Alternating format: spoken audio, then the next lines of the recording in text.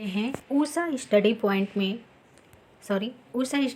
में MA third semester राजनीति विज्ञान का क्वेश्चन पेपर जो पेपर हुआ है जनवरी 2023 में 2022-23 का सत्र था ये। और गोरखपुर यूनिवर्सिटी, सिद्धार्थ यूनिवर्सिटी और सीआरडी कॉलेज समेत जितने भी एफिलिएटेड कॉलेज हैं गोरखपुर यूनिवर्सिटी से, सभी के लिए ये पेपर समान रूप से उपयोगी है। तो हम इसमें क्वेश्चन आंसर देखते हैं। इसमें जो पहला क्वेश्चन है वो कह रहा है कि जो राष्ट्रसंघ है, राष्ट्रसंघ की महासभा द्वारा लिए गए निर्णय के लिए कितने प्रतिशत सदस्यों की सहमति आवश्यक है। तो इसमें सही आंसर हो जाएगा डी, 100%। 100% इसलिए क्योंकि महासभा में जो निर्णय लिए जाते थे राष्ट्रसंघ के, वो सर्वसम्मति से लिए जाते थे, ठीक है, न कि किसी वनली बहुमत या इस तरह के किसी बहुमत से, सर्वसम्मति से निर्णय लिए जाते थे, यानी सभी की सहमति से। क्वेश्चन नंबर 2 देख लेते हैं। ये कह रहा है कि राष्ट्रसंघ वैधानिक रूप से किस तिथि को अस्तित्व में आया। तो इसमें जो सही आंसर हो जाएगा बी इसमें सही आंसर है। 10 जनवरी 1920 को राष्ट्रसंघ जो है यानी लीग ऑफ नेशन अस्तित्व में आया।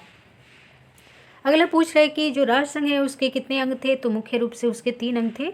2 अन्य अंग भी थे, अस्थायी अंतर्राष्ट्रीय न्यायालय और श्रम संगठन जो है अंतर्राष्ट्रीय श्रम संगठन। आगे देखते हैं। अगला जो क्वेश्चन कह रहा है अंतर्राष्ट्रीय श्रम संगठन की स्थापना कब हुई थी। तो इसमें जो है वैसे तो 29 अप्रैल 1919 को हुई थी। तो 29 अप्रैल नहीं हो सकता, टाइपिंग मिस्टेक हो या जो भी हो, तो नियरेस्ट आंसर हम लगाएंगे 28 अप्रैल 1919। जो नेक्स्ट क्वेश्चन देख लेते हैं। 5वां जो क्वेश्चन है ये कह रहा है कि इनमें से किसे राष्ट्र संघ का यानी लीग ऑफ नेशन का संस्थापक माना जाता है। तो वुडरो विल्सन जो अमेरिका के राष्ट्रपति थे, इन्हें ही लीग ऑफ नेशन का संस्थापक माना जाता है। क्वेश्चन नंबर 6 कह रहा है कि अंतर्राष्ट्रीय निम्नलिखित में से कौन सा अंतर्राष्ट्रीय संगठन नहीं है। तो आसान क्वेश्चन है। योजना आयोग जो है ये एक अंतर्राष्ट्रीय संगठन नहीं है। क्वेश्चन नंबर 7 कह रहा है कि निम्नलिखित में से कौन सा दुनिया का सबसे पुराना अंतर्राष्ट्रीय संगठन है। तो अंतर्राष्ट्रीय डाक संघ जो है दुनिया का सबसे पुराना अंतर्राष्ट्रीय संगठन है। क्वेश्चन नंबर 8 कह रहा है कि इनमें से कौन सा कारक अंतर्राष्ट्रीय संगठन के रूप में वर्णित एक अंतर्राष्ट्रीय संगठन को बाहर कर देगा। तो यह एक क्रिमिनल ग्रुप है, अर्थात यदि कोई क्रिमिनल ग्रुप है तो उसे जो है अंतर्राष्ट्रीय संगठन के रूप में हम नहीं काउंट करेंगे, अंतर्राष्ट्रीय संगठन से उसको बाहर कर देंगे। सही आंसर डी है। क्वेश्चन नंबर जो 9 है वो कह रहा है कि कहा जाता है कि शास्त्रीय यथार्थ की वंशावली शुरू हुई थी किसके द्वारा। तो हांस जे मर्गेंथाउ के द्वारा जो है शास्त्रीय यथार्थवाद की वंशावली शुरू की गई थी। नेक्स्ट क्वेश्चन है कह रहा है प्रादेश पद्धति यानी जो मैंडेट सिस्टम है इसके फादर कौन है, इसके जनक कौन है। तो इसमें जो है वुडरो विल्सन सही आंसर होगा। हालांकि वुडरो विल्सन और जनरल स्टमस दोनों का नाम आता है मैंडेट सिस्टम को लेके, बट यहाँ पे नियरेस्ट आंसर है ए, वुडरो विल्सन। क्वेश्चन नंबर 14 कह रहा है कि एमनेस्टी इंटरनेशनल क्या है। तो सही आंसर हो जाएगा डी, एमनेस्टी इंटरनेशनल जो है मानव विकास संगठन है। फिर क्वेश्चन नंबर 12 देख लेते हैं। ये कह रहा है कि आईएईए क्या है, यानी इंटरनेशनल एटॉमिक एनर्जी एजेंसी क्या है। डायरेक्ट अगर फुल फॉर्म भी आपको पता हो तो आंसर निकल जाएगा सी, इंटरनेशनल एटॉमिक एनर्जी एजेंसी, अंतर्राष्ट्रीय परमाणु ऊर्जा एजेंसी जो है आईएईए का फुल फॉर्म है।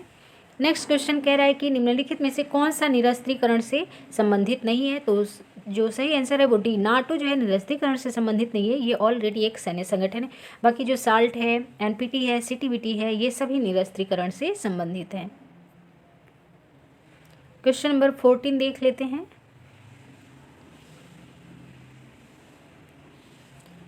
क्वेश्चन नंबर 14 कह रहा है कि अंतर सरकारी संगठनों के तहत एक विशेष कानूनी स्थिति है, यानी जो भी इंटर गवर्नमेंटल ऑर्गेनाइजेशन है उनको स्पेशल लीगल स्टेटस किसके अंडर में है। तो सही आंसर हो जाएगा यूएन चार्टर के अंदर। मैं बहुत ज़्यादा इस पर श्योर नहीं हो पा रही हूँ। इंटरनेशनल लॉ के तहत भी यहाँ जो क्वेश्चन है समझ सकते हैं, इंटर गवर्नमेंटल ऑर्गेनाइजेशन है वह स्पेशल लीगल स्टेटस अंडर, यानी जितने इंटर गवर्नमेंटल ऑर्गेनाइजेशन है उनकी एक लीगल स्टेटस है किसके अंडर में, संयुक्त राष्ट्र के चार्टर के अंडर में या अंतर्राष्ट्रीय कानून के अंडर में। तो अंतर्राष्ट्रीय कानून में कहीं न कहीं संयुक्त राष्ट्र संघ की जो सहमति होती है, तो नियरेस्ट आंसर मैं बी को मान के चलती हूँ, संयुक्त राष्ट्र चार्टर ही मैं सही आंसर मानती हूँ। आपका कोई अगर इस पे राय है तो आप कमेंट बॉक्स में लिख सकते हैं।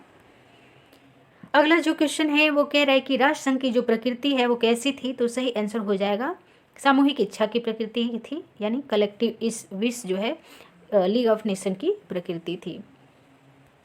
क्वेश्चन नंबर 16 कह रहा है ब्रेटन वुड्स समझौते से निम्नलिखित में से किस संगठन का निर्माण हुआ।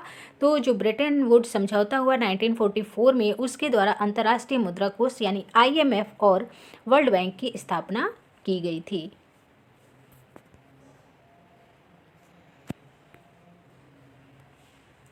क्वेश्चन नंबर 17 देख लेते हैं।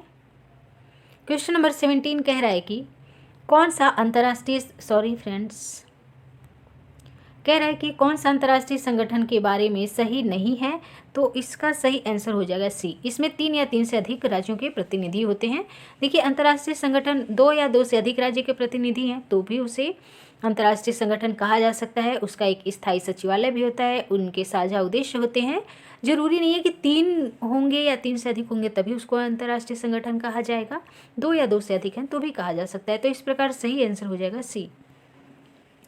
अगला क्वेश्चन ये कह रहा है जर्मनी ने राष्ट्र संघ की सदस्यता कब ली थी, तो सही आंसर हो जाएगा बी 1933 में।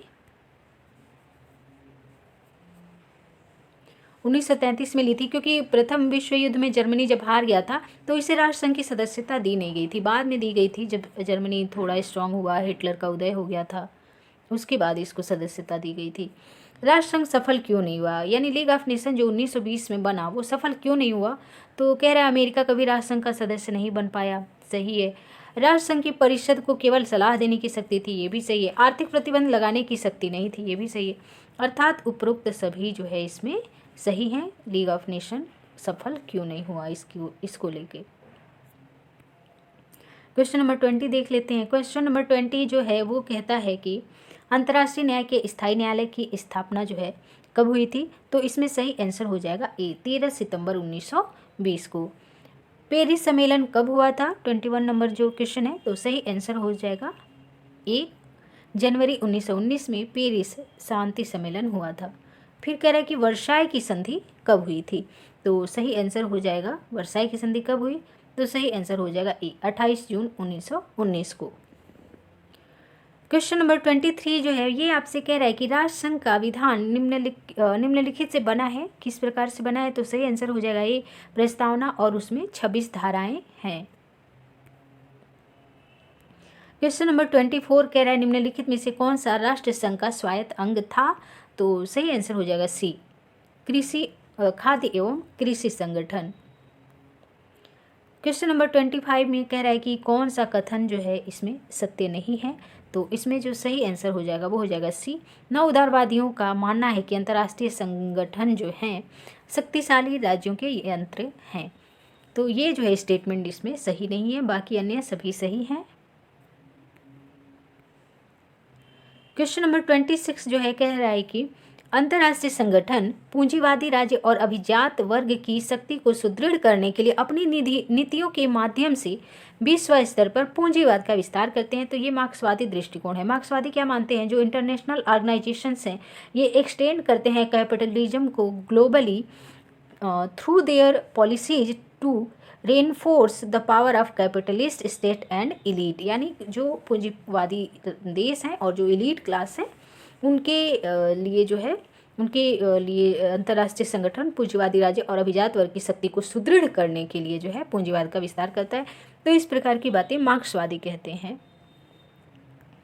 नेक्स्ट क्वेश्चन है वो कह रहा है कि क्वेश्चन नंबर 27 सत्ता की राजनीति अंतर्राष्ट्रीय संगठनों में और उनके माध्यम से संचालित होती है, ऐसा कौन मानते हैं, तो सही आंसर हो जाएगा बी यथार्थवादी मानते हैं कि सत्ता की राजनीति अंतर्राष्ट्रीय संगठनों में उनके माध्यम से ही संचालित होती है। क्वेश्चन नंबर 28 कह रहा है कि अंतर्राष्ट्रीय संगठन राज्यों के सामूहिक हित को प्रतिबिंबित करते हैं, यह कौन सा उपागम कहता है, तो सही आंसर हो जाएगा बी यथार्थवादी।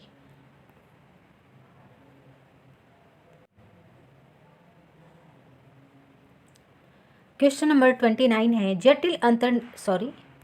29 नंबर क्वेश्चन कह रहा है कि जटिल अंतर्निर्भरता की जो अवधारणा है यानी कॉम्प्लेक्स इंटरडिपेंडेंसी की जो अवधारणा है वो किसने दी थी? तो सही आंसर हो जाएगा बी, कोहेन और जोसेफ नाई ने। डी, कोहेन और जोसेफ नाई ने ये अवधारणा दी थी। नेक्स्ट जो क्वेश्चन है कह रहा है कि कौन सा राष्ट्र संघ से संबंधित नहीं है? लीग ऑफ नेशन से कौन सा संबंधित नहीं है? तो इसमें सही आंसर हो जाएगा डी, क्योंकि लीग ऑफ नेशन में जो न्यायालय था उसका नाम स्थायी अंतर्राष्ट्रीय न्यायालय था, न कि अंतर्राष्ट्रीय न्यायालय। क्वेश्चन नंबर 31 है वुडरो विल्सन की विचारधारा कैसी थी? तो सही आंसर हो जाएगा ये, वुडरो विल्सन एक बहुत ही आदर्शवादी जो है वो विचारक थे, अमेरिका के राष्ट्रपति थे जिन्होंने राष्ट्रसंघ की नींव भी रखी। तो ये आदर्शवादी अंतर्राष्ट्रीयतावाद जो है इनकी विचारधारा थी। नेक्स्ट क्वेश्चन कह रहा है कि कौन सा राष्ट्रसंघ का कार्य नहीं था? तो सामूहिक सुरक्षा को सक्षम बनाना, अंतर्राष्ट्रीय विवादों पर मध्यस्थता करना, निरस्त्रीकरण को सुनिश्चित करना, ये सभी राष्ट्रसंघ का कार्य था। तो पूछा है कि कौन सा नहीं था? तो सही आंसर हो जाएगा डी, उपरोक्त में से कोई नहीं। क्वेश्चन नंबर 33 देख लेते हैं। 33 नंबर जो क्वेश्चन है 33 नंबर क्वेश्चन कह रहा है कि जापान ने राष्ट्र संघ की सदस्यता कब छोड़ी? तो जो जापान है उसने राष्ट्र संघ की सदस्यता छोड़ी थी 1933 में। आप जानते हैं कि जो जर्मनी है उसने इस समय जापान राष्ट्र संघ की सदस्यता ली थी, जबकि जापान ने इस समय राष्ट्र संघ की सदस्यता छोड़ दी थी। जर्मनी से रिलेटेड क्वेश्चन हमने अभी ऊपर देखा था, पूछा हुआ था इसमें। नेक्स्ट क्वेश्चन कह रहा है कि 14 सूत्री कार्यक्रम किसने दिया था? तो 14 सूत्री कार्यक्रम जो है विल्सन यानी अमेरिका के राष्ट्रपति वुडरो विल्सन ने दिया था। अब अगला जो क्वेश्चन है ये शून्य संचय खेल क्या है? तो यहाँ पे इन्होंने ट्रांसलेशन यूज कर लिया है। इसका जो ये थ्योरी है वो जीरो सम गेम की है। तो जीरो सम गेम में क्या होता है, एक व्यक्ति का जितना लाभ होता है दूसरे का उतना ही नुकसान होता है। तो एक व्यक्ति का लाभ दूसरे व्यक्ति के नुकसान के बराबर होता है। यह गेम थ्योरी की स्थिति है। तो सही आंसर हो जाएगा डी, ए और बी दोनों ही कथन सही हैं। क्वेश्चन नंबर 36 कह रहा है कि कौन सा 14 सूत्री कार्यक्रम का हिस्सा नहीं था? तो सही आंसर हो जाएगा डी, हथियारों की दौड़, क्योंकि 14 सूत्री कार्यक्रम आदर्शवादी जो एक नेता थे अमेरिका के वुडरो विल्सन उन्होंने बनाया था और उसमें जो है अच्छी अच्छी बातें थी, हथियारों की दौड़ जैसी कोई बात नहीं थी। क्वेश्चन नंबर 37 कह रहा है कि अंतर्राष्ट्रीय श्रम संगठन निम्नलिखित में से किसके लिए मानक निर्धारित करता है? तो सही आंसर हो जाएगा डी, सभी के लिए वो जो है मानक निर्धारित करता है, चाहे वो विकलांग श्रमिक हो, मानवाधिकार की बात हो, मजबूर श्रम का उन्मूलन हो। 38 नंबर क्वेश्चन पूछा जा रहा है कि अंतर्राष्ट्रीय श्रम संगठन संयुक्त राष्ट्र के अन्य संगठनों से अलग क्यों है? तो इसमें जो है 38 में सही आंसर हो जाएगा बी, क्योंकि जो अंतर्राष्ट्रीय श्रम संगठन है इसमें नियोक्ताओं के प्रतिनिधि के साथ साथ कर्मचारियों के प्रतिनिधि तथा सरकारी अधिकारी भी भाग लेते हैं। क्वेश्चन नंबर 39 है कौन से देश ने राष्ट्र संघ की सदस्यता नहीं ली? तो अमेरिका ने नहीं ली, क्योंकि अमेरिका ने ही राष्ट्र संघ को बनाया, लेकिन एक कथन कहा जाता है कि राष्ट्र संघ को बनाकर स्वयं अमेरिका ही उसका सदस्य नहीं बन पाया था, क्योंकि अमेरिका की जो संसद है उसने इस प्रस्ताव को पारित नहीं किया। क्वेश्चन नंबर 40 कह रहा है कि साल में कितनी बार राष्ट्र संघ की परिषद की बैठक होती थी? तो ये थोड़ा इनडायरेक्ट क्वेश्चन है, सही आंसर हो जाएगा ये 5 बार, क्योंकि देखिए लीग ऑफ नेशन में ये बात कही गई थी कि लीग ऑफ नेशन की प्रत्येक 3 महीने पे एक बैठक होगी।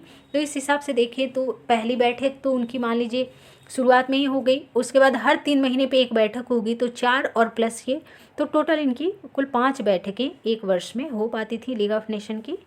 तो आई होप कि ये आपके लिए हेल्पफुल रहा होगा, और अभी के लिए इतना ही। यदि आप कुछ कहना चाहते हैं इसके संबंध में या अंग्रेजी में भी सेम पेपर को आप देखना चाहते हैं तो कमेंट बॉक्स में बता सकते हैं। यदि आपको वीडियो अच्छा लगता है और आपके लिए ये यूजफुल है तो आप इसे लाइक, कमेंट, शेयर और सब्सक्राइब कर सकते हैं। धन्यवाद।